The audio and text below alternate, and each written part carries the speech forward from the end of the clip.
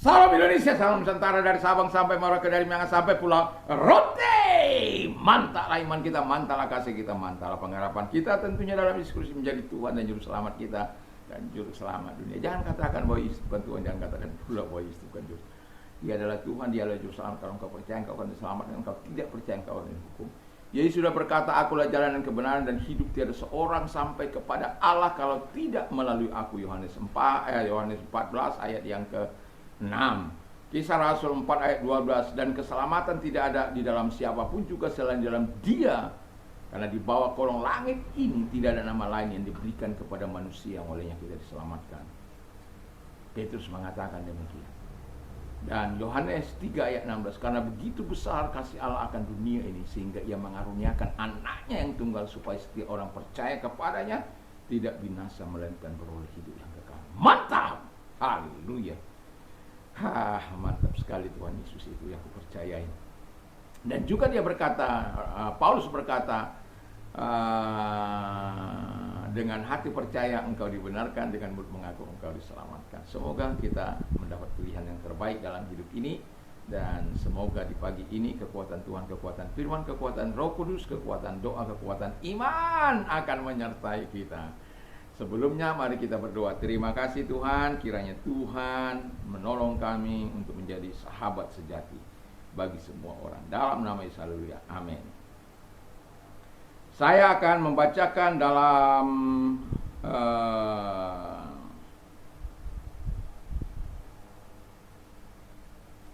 Yohanes 15 ayat 13 sampai dengan 15. Demikian bunyi firman Allah. Tidak ada kasih yang lebih besar daripada kasih seorang yang memberikan nyawanya untuk sahabat-sahabatnya. Kamu adalah sahabat-sahabatku jikalau kamu berbuat apa yang kuperintahkan kepadamu.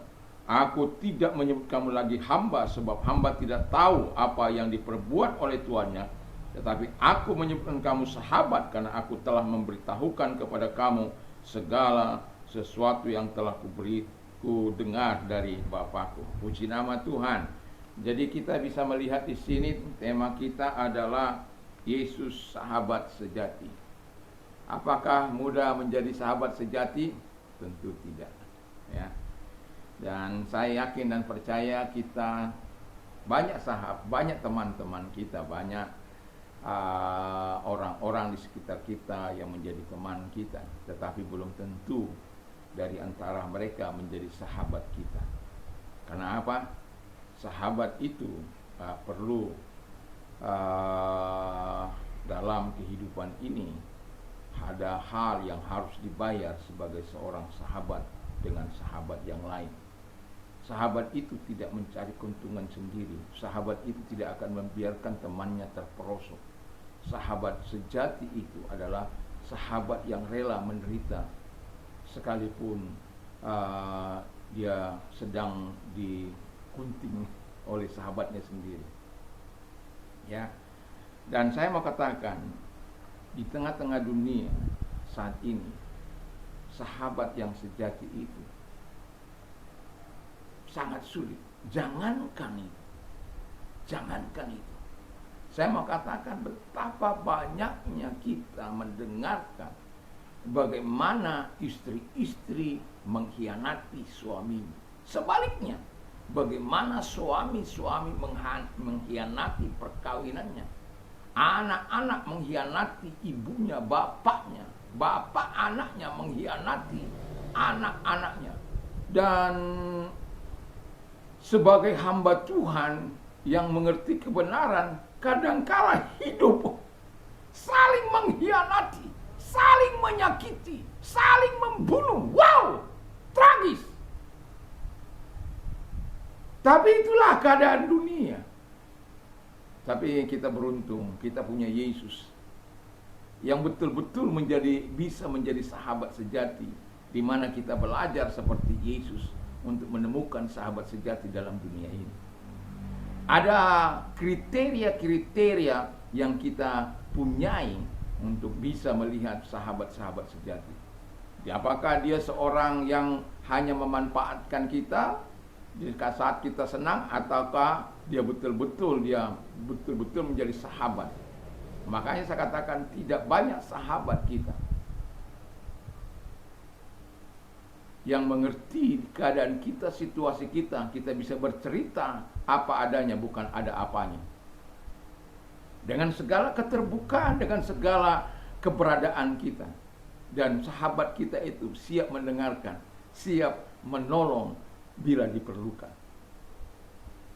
Dan puji nama Tuhan, dari ayat ini kita bisa belajar bahwa pertama, mengapa Yesus dikatakan menjadi sahabat sejati? Karena Yesus juga mengajar kita, Yesus untuk kita jadikan teladan dalam kehidupan ini. Karena apa? Karena Yesus itu dapat diandalkan menjadi sahabat sejati. Yang pertama, Yesus memberikan nyawanya untuk sahabat-sahabatnya. Bayangkan, kita orang yang berdosa, kita orang yang tidak tahu berterima kasih, orang yang najis. Tapi banyak orang kan tidak mengakui bahwa dia adalah orang najis. Mana saya orang benar kok, saya orang suci.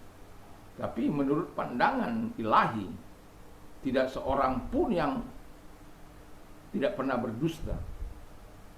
Katakan, coba tunjuk tangan dan surat saya atau kolom komentar, saya ini orang benar. Saya mengatakan saya orang benar, tapi bukan karena saya, tapi karena Yesus. Yesus, sahabat sejati saya itu, mati di kayu salib karena saya, pelanggaran saya. Seharusnya saya ada di salib itu, saya ada di situ.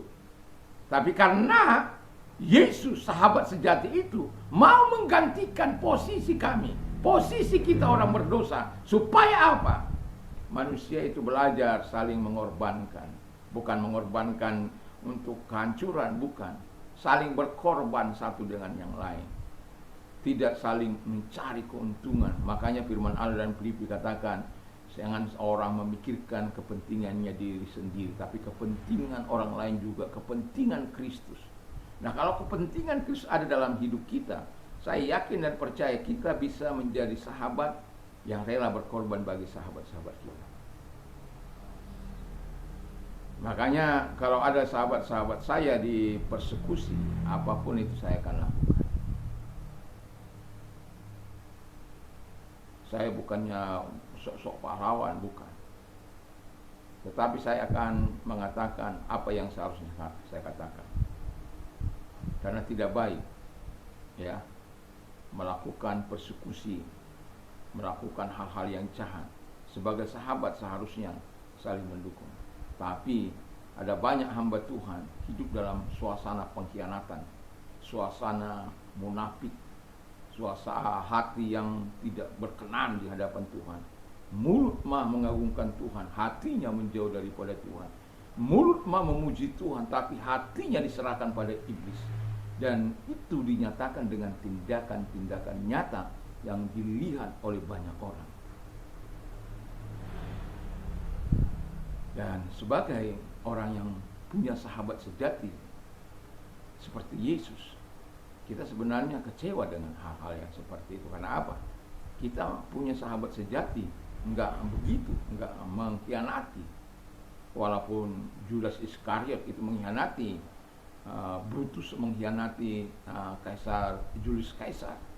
Itu kalau nggak salah saya pernah baca bukunya, tapi sudah lama. Julius Kaisar itu adalah orang yang membesarkan Brutus itu. Dia adalah pamannya, keponakannya Brutus itu. Tapi dia menikam dari belakang. Yesus juga dikhianati. Makanya Yesus katanya dalam 6 ayat 70, dia berkata, bukankah aku yang memilih 12 kamu ini, tapi ada satu di antaramu iblis. Kenapa? Karena dia menyerahkannya dirinya pada iblis. Dia tidak ingin menjadi sahabatnya Yesus. Gampang saja kan?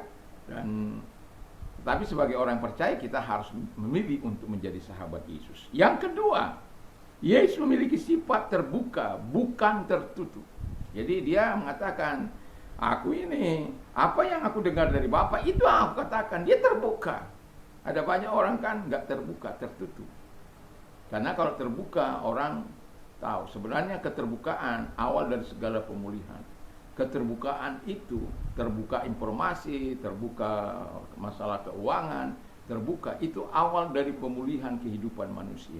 Yesus mengajar kita untuk terbuka, tidak mengajar kita tertutup, karena tertutup setan seringkali masuk. Makanya satu contoh saya bilang, HP saya siapapun bisa membukanya. Nggak ada itu apa itu kunci-kunci rahasia, nggak ada. Jadi apa saja yang masuk mau dilihat siapa saja bisa. Karena bagi saya itu hanya sebagai alat. Dan alat itu tidak saya gunakan untuk hal yang neka-neko. Jadi kan ada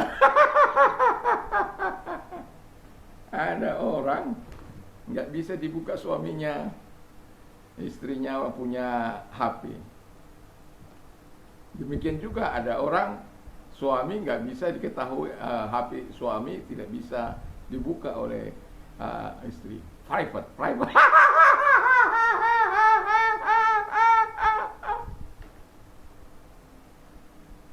Suami istri loh itu private.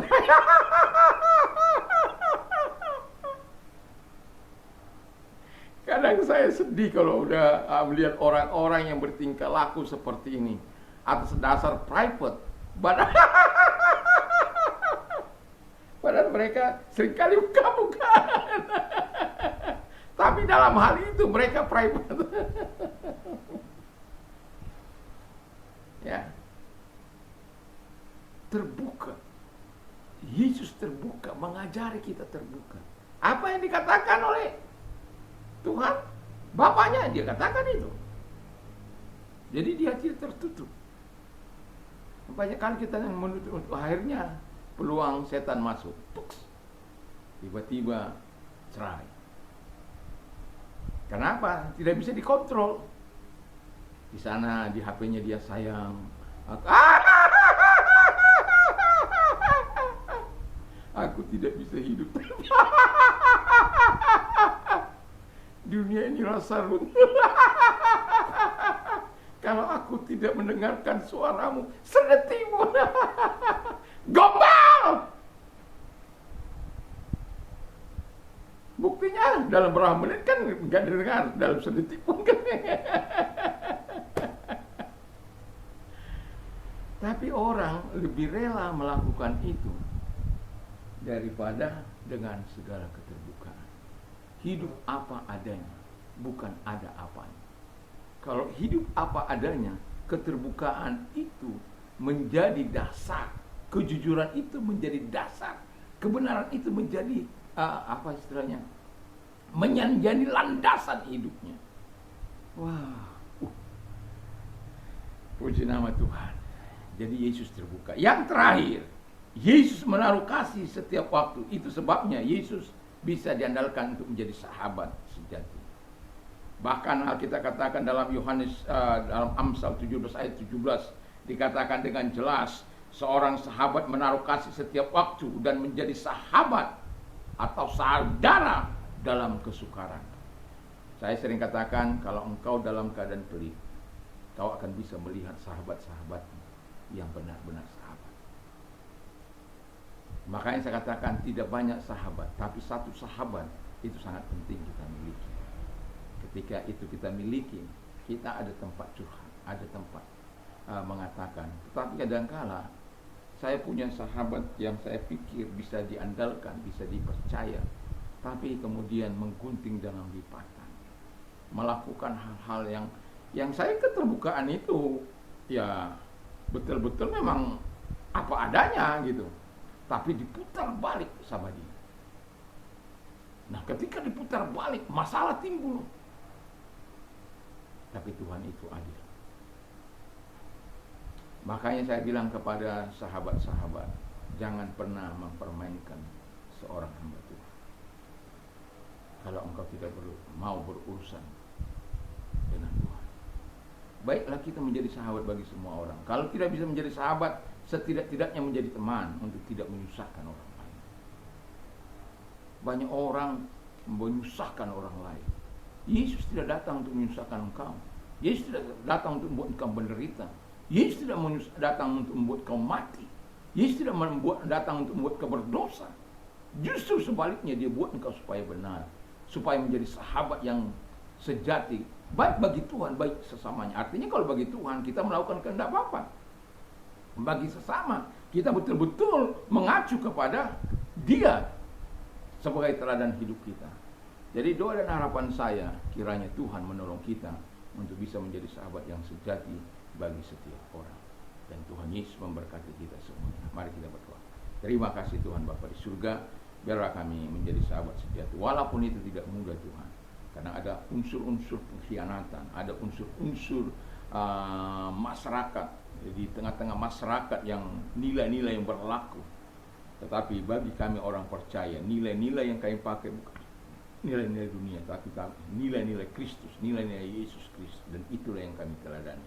Terima kasih. Dan kalau engkau sakit, saya mau berdoa bagimu, apapun sakit penyakit, tidak peduli dokter sudah angkat tangan, tapi saya mau katakan Yesus tidak akan pernah angkat tangan terhadap engkau kalau engkau percaya. Mari kita berdoa dan angkat tanganmu kepada Tuhan dan kita berdoa. Terima kasih Tuhan, lihat tangan-tangannya diangkat, apapun sakit penyakit yang mereka derita.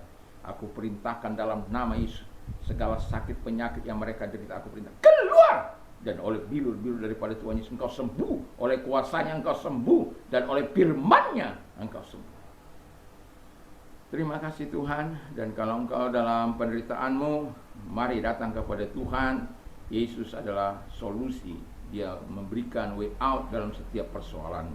Dan kalau engkau orangnya, angkat kedua belah tangan. Tuhan, engkau yang berkata, kami datang kepadamu, engkau berikan kelegaan. Lihat tangan-tangannya diangkat, menyerahkan diri kepadamu. Kami percaya engkau tidak akan abai terhadap mereka. Engkau menolong mereka, memberkati mereka, dan memberikan jawaban sebagaimana yang mereka berikan. Sehingga setiap kami berkata, tangan Tuhan melepaskan kami dari segala penderitaan kami. Terima kasih. Dan itulah perkataan yang kami rindu katakan kepada sesama kami terhadap umat gereja. Dalam nama Yesus kami bersyukur dan berdoa. Haleluya. Amin. Tuhan Yesus memberkati. Kiranya di pagi ini, apapun aktivitas kita, kita tetap bersama dengan Tuhan. Dan ketaatan dan kesetiaan kepada Tuhan menjadi bagian hidup yang tidak terpisahkan dari hidup kita. Dimanapun kita berada, Tuhan Yesus memberkati. Mantap, mantap, mantap.